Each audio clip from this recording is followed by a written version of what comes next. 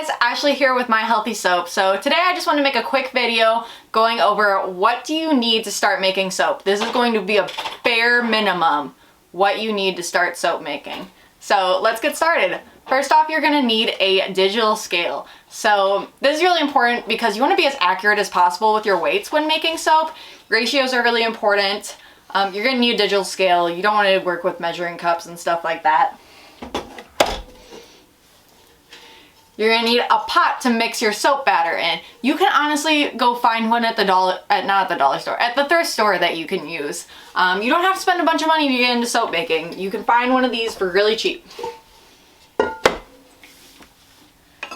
You're going to need something to mix your lye in. Something that is very heat resistant. When you mix lye and water together, it really heats up. So you need something that can handle the heat.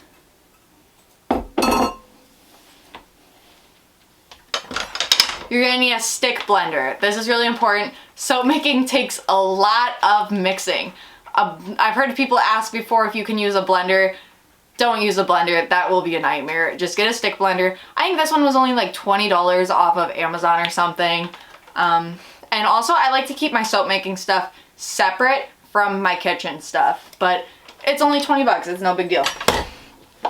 You're gonna need a mold. It doesn't have to be an actual soap mold. I've seen people take Tupperware and line it with parchment paper. You don't have to buy one of these, but the silicone does make it really easy to pop your soap out when it's done. So that's the only thing you need to be able to think about, before you pick out a mold, is you need to be able to pop that soap out once it's hardened. So, but like I said, I've seen people use Tupperware to use as a mold, so. Eye protection. You need to protect your eyes when working with lye. If you get lye in your eyes, you can go blind. You're gonna need something to cut the soap. So this is an actual soap cutter. This will give you the wavy soap cuts, but you can use a kitchen knife. It's not that serious.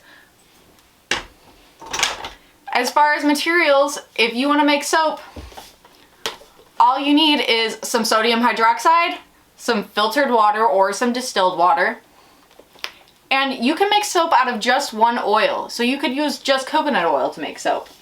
Obviously, you can do more based off if you want to customize it and stuff. Like you can use essential oils to scent the soap. You can use clays, charcoals.